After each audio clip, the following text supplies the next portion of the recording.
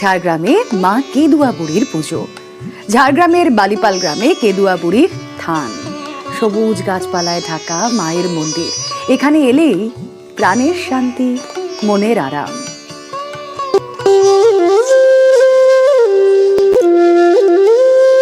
শালপিয়ালের জঙ্গলেই কেঁদুয়া বুড়ির পুজো। দশভুজাই এখানে কেঁদুয়া বুড়ি।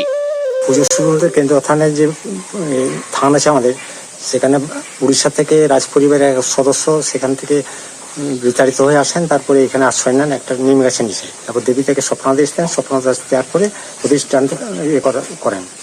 তারপর থেকে পুজো হয়ে আসছে। মন্দিরের গর্ভকুণ্ডের চারপাশে মাটির হাতি ঘোড়া দেখতে পাওয়া যায়।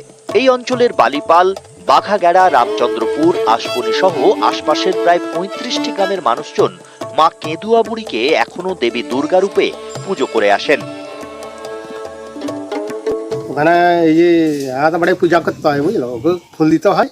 মানুষ আছে, মানুষও আসে পূজা দিতে, বুঝলো, ওর কোনো হিসাব নেই। প্রচুর ভিড় হয়, 400, 500, 1000ও এসে পারে, বুঝলো।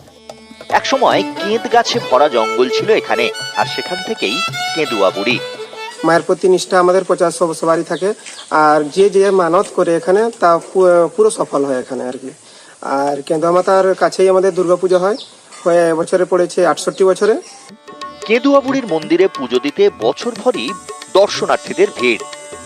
দুর্গাপুজোর দিনগুলি নিয়ম মেনেই মায়ের পুজো হয়। নবমীর দিন বিশেষ পুজো, রয়েছে পাঁঠা বলির রেওয়াজ। মায়ের থানে প্রতি মঙ্গলবার ও শনিবার পুজো হয়।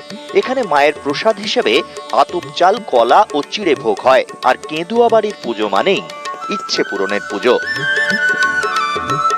ঝাড়গ্রাম থেকে রাজু সিং, নিউজ 18 বাংলা।